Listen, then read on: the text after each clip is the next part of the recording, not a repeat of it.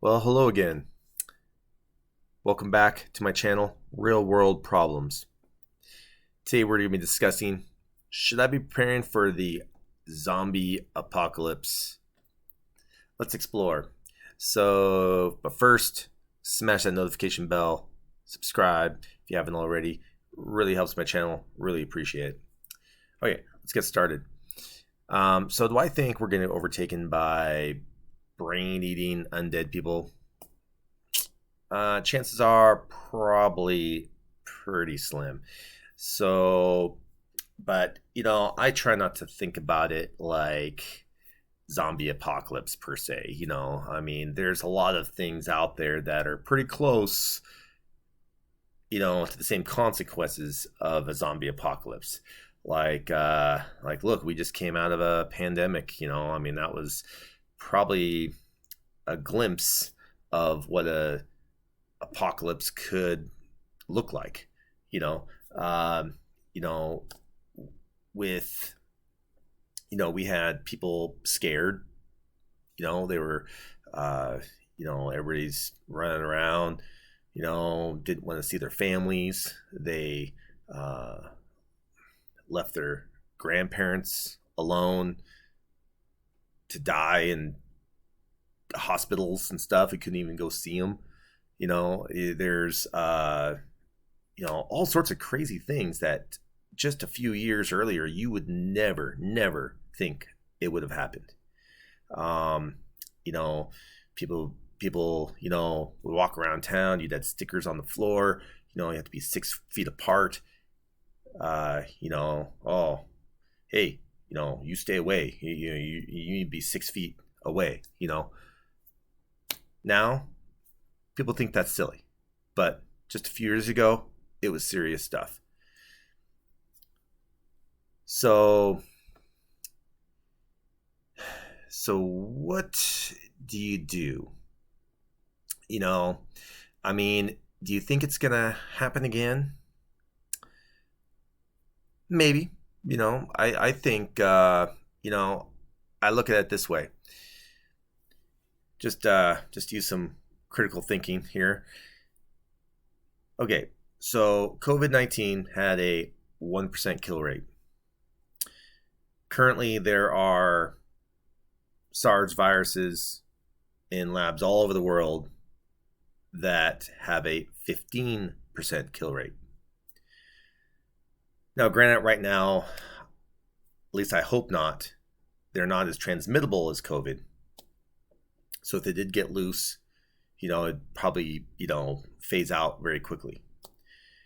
But, you got a lot of mad scientists around the world that, these guys, they think they're saving us all and whatever, they're like, oh yeah, I have to create this super virus to save us all. Oh, really? Okay. Well, that makes sense. Okay, go for it.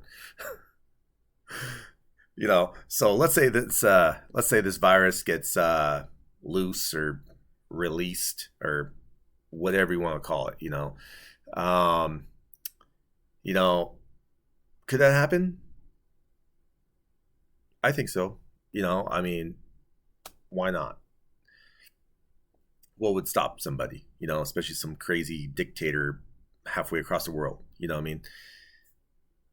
So if you had a virus that was 15 times more deadly than COVID, I think you'd be worrying a little bit more than just toilet paper. What I mean? I think that would be last on your list you'd be worried about. I think food would literally be non-existent. What I mean? 15% kill rate. You're looking. No one would be able to go to work. What I mean? Work would be out of the question. What I mean? It would just be like, there'd be no one, processing food. Costco shelves be literally empty. You couldn't. Now, you might. At that point, you'd probably get the, military involved or something like that. To help people out, but there's only so much food to go around, and what happens if the military gets sick? I mean, 15% kill rate. I don't think it's going to be picky about who they choose dies and who they choose doesn't die. So I think there's going to be a lot of scared people out there. And fear is a very powerful thing. Fear is used. Fear is used everywhere. Fear is used in politics. The fear is used for many reasons. You use it. You heard the term. The fear of God. You believe, and let's say you believe in the Bible and in God and everything else. And so you follow the Ten Commandments and because you don't want to go to hell. That's pretty legitimate reason to be good. So it's but if you're fearful that you're gonna die and it's between you and your neighbor, who are you gonna choose? I don't know. It's gonna be tough. You got your family to think about. Me, I'm all about my family. I want to protect my family, and it's definitely hard. But what I try to look at is let's do baby steps. Try not to go out and spend thousands of dollars on whatever. What I learned by watching some other prepping videos is it's not so much of the quantity of what you're buying, it's more of educating yourself. So if you ever watched shows like you got Survivor, and there's a couple of episodes of Alone. Those are great shows, especially Alone. I would say is probably a little more real than Survivor. 'Cause Survivor, those guys are given a big bag of rice, and and they eat steak dinners like literally every other day. So that's not very realistic. As far as but those guys are still losing tons of weight. And but if you ever watch the show Alone, boy, it really opens your eyes, to what can be done, and because literally these guys are dropped out in the middle of nowhere. They're given like 10 items, and and they try to survive as long as they can, and you gotta think like, back in the old days, like the old settlers, traveling across the country and stuff, how'd they do it? Like, man, they didn't have a big wagon full of food and everything else. Well, they have some food, but it would take them months to travel across the country. Do you think they had a month's worth of food in their little wagon or in their little backpack or whatever they had? No, they lived off the land. They learned how to survive, and that's a lost art. Especially nowadays, you got, how are you gonna live off the land when you live in an apartment building? It's it's gonna be pretty tough. I don't think you can. I think there's probably only so much grass you can eat out on the lawn. And worms you can dig up and whatever else. I don't know how you're gonna eat, but good luck. And so you know you know what I try to do is think outside the box. Of course, everybody's gonna have a different situation. A guy living in an apartment building is gonna be different than a guy living out in the country with a big house. So you can, if you're a guy out in the country, big house, you can, you get your chickens, that way you have eggs every day, and get things that you don't need to, what's great about farms that you don't have to refrigerate a lot of things. Like if you have a garden, you can have a stock of food that's literally right outside your door, and Like chicken eggs, you don't have to refrigerate them. I mean, they can sit out on your counter for weeks, and you don't have to worry about refrigeration as long as you don't wash the coating on the outside. A lot of people don't know that. You can, hopefully you have space for, maybe a big cow or some goats or whatever, animals you want to get, and that way you have a stock of meat. But if you live in an apartment building, what do you have none of that. What are you going to do? How are you going to, how are you going to eat? How are you going to find food? What I noticed too was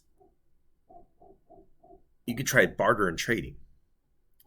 So instead of stocking up on food per se, it's only because you have limited space for food, you want to stock up on things that maybe other people would want that have that food.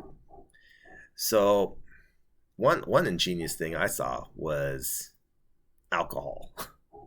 So if you're over 21, man, stock up on some alcohol. You know what I mean? And heck, that stuff never goes bad. You know what I mean? You get hard alcohol like whiskey and bourbon and you name it. Vodka. Stock up on that stuff. You can then use that to barter and trade. So I guarantee you, if you're hungry and